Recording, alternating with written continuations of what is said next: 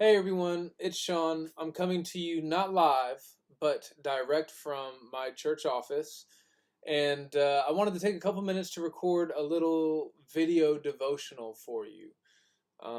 This is like my 497th take. It's incredibly difficult to do this on your own. I don't have anybody to do hair and makeup, and I've messed up a couple of times, but I'm determined we're going to make this thing happen. So I'm recording this video because with all the craziness that's happening right now with the coronavirus, I think it would be good for us to ask ourselves what the Lord is trying to teach us through this time.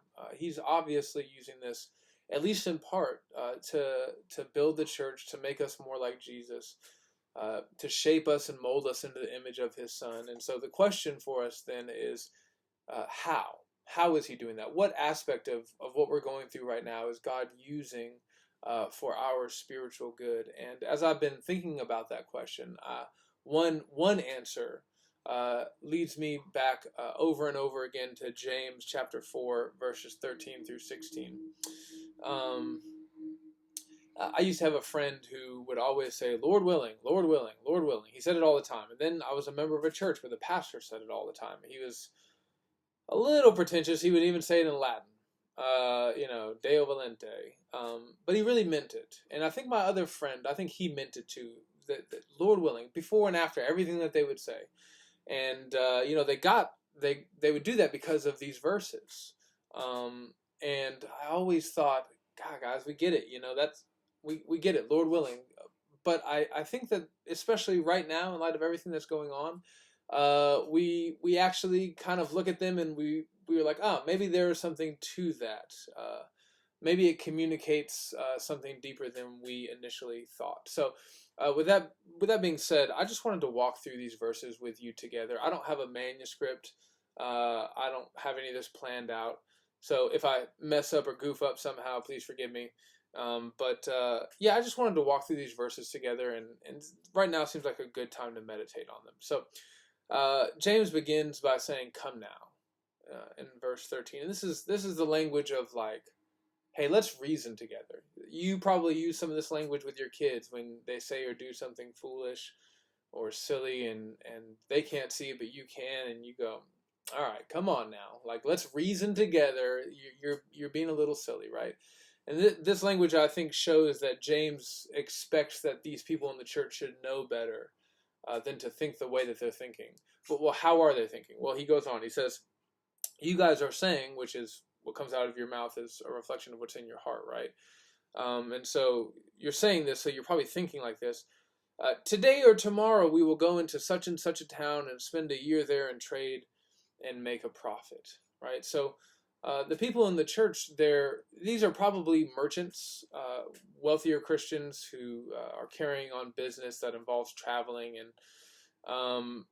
there's an inescapable aspect of this line of thinking that these Christians are displaying, and that's just that you have to plan, right? Wisdom and prudence dictate that we plan. We have to project out into the future. We have to think about what's going to come next. There's a sense in which it's even unloving for us not to do that, not to plan for retirement, making ourselves a burden on others, not to plan to maybe leave something behind to help our children, so on and so forth. But there's a way that you can plan like a Christian, and there's a way that you can plan like a non-Christian, right? When you go down to verse 16, James calls these Christians who talk like this arrogant, right? So there's an arrogant way that you can make plans, and there's a humble way that you can make plans. The arrogant way to make plans is to basically assume the posture of God, right? To assume that you know everything that's going to happen, to assume that your planning will allow you to be in control of the future, and to just assume that if you plan it, it's going to happen, right? And James, he gets into that, and he says, listen, verse 14, yet you do not know what tomorrow will bring, right? So he's just like, let me nip that in the bud. You're not omniscient. So you can plan as much as you want, but you can't even see past your nose, much less see into tomorrow. And in assuming that you can see what's going to happen tomorrow, there's an arrogance there, the same kind of arrogance that all sin has at its root, in assuming that you can be like God, right? But the way to plan like a Christian, the humble way to plan, is the kind of planning that recognizes that we don't know what's going to happen tomorrow.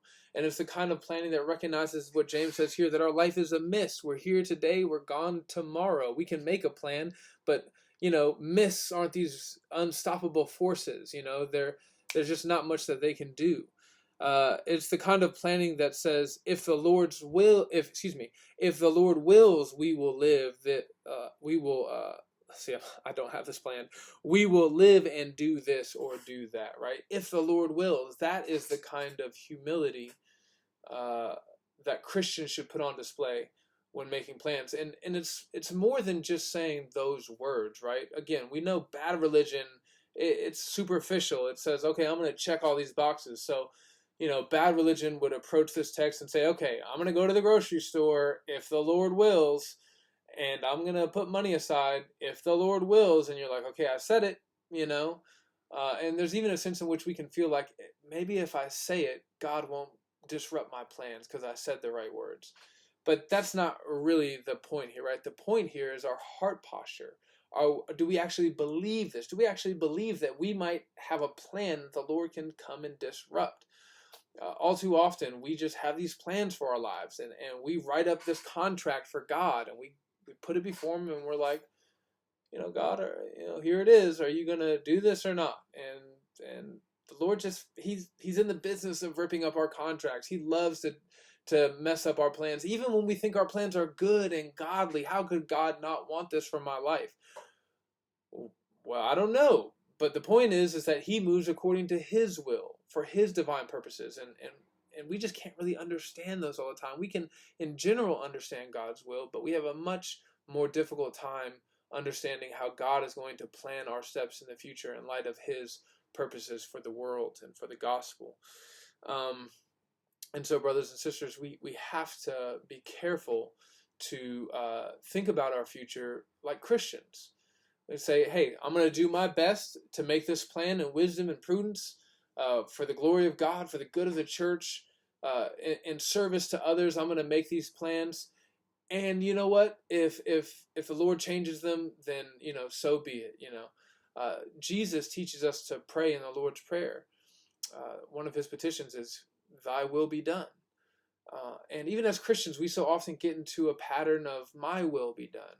Right? And we can even be frustrated and angry with God when our will isn't accomplished. But friends, we should recognize that God is He's always loving to us, and He's especially loving to us when He breaks up our plans, when He messes up our plans, when He tears up our contracts, because He's showing us that we're not Him. He's showing us that we're not in control, and He's reminding us to trust in Him, to rely on Him, to seek Him, and He's doing a bunch of other good stuff whenever He messes up our plans. And listen, I know that right now a lot of our plans are getting messed up. Kids aren't able to compete in their sporting events, which may not seem like a big deal to you, but maybe you want to be a professional basketball player as a kid, and now you don't get to go to basketball practice, and that stinks. Weddings are being canceled, and loss of income. A lot of families are experiencing that. Vacations are being canceled. 401ks are taking hits. And whether we're looking at the macro, my 30-year plan for retirement is being messed up right now because of the stock markets, or the micro, hey, my life is being minorly inconvenienced.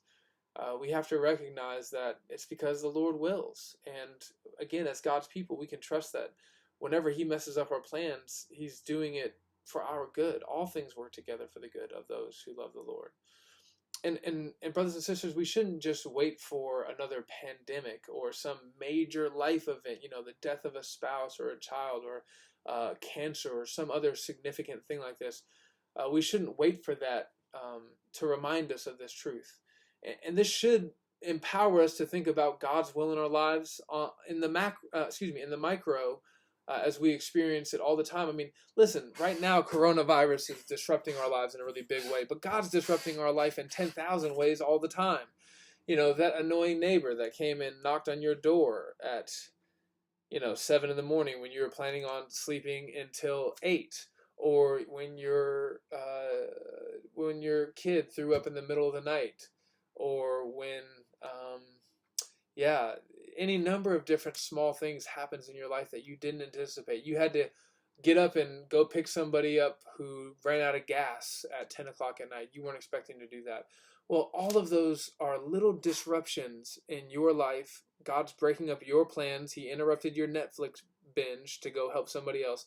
And in the moment, you can respond like a non-Christian. You can be frustrated, angry, impatient. Why is my night being ruined? Or you can respond according to James 13 through 16, and you can say, okay, uh, something about this is the Lord's will for my life. I may not understand it. I may not understand it a week from now, but in heaven I'll understand it, and I'll trust that God is using it for my good and for His glory. Now, having said that, I understand that right now God messing up your plans with the coronavirus, the Lord's will for your life in relation to the coronavirus may be causing some serious practical issues in your life. And maybe you don't really know what to do about it. So I would just encourage you to reach out to me or to another one of the elders or even to just other members of the church that you love and trust. And we would certainly be happy to sit down and talk with you and help you think through like what this means for your family, what this means for you as an individual in some way. Maybe you've got some practical needs. Maybe you need some help financially in light of what's happening here. Well, if that's true, I would just encourage you to reach out to us and talk to us and let us love you and serve you. I'm not saying that I have the answers, but I'm saying that I'll sit with you, pray with you, talk with you, and we'll try to find the answers together and trust the Lord to lead us according to His good will, which is always exactly what we need, even now. So with all that in mind, I do love you guys. I do miss you. We haven't even missed a meeting, but I still love you and I miss you, and I'm going to love you and miss you more as the days go on without seeing you. And I anticipate I'll probably do a couple more of these little devotionals as my heart is burdened by things, and we'll send them out to you. If you have any thoughts or questions about this verse or about anything I've said here that maybe I didn't cover, just shoot me an email, text me, or call me. You guys are never an inconvenience. It's always a joy to hear from you, okay? All right. Bye.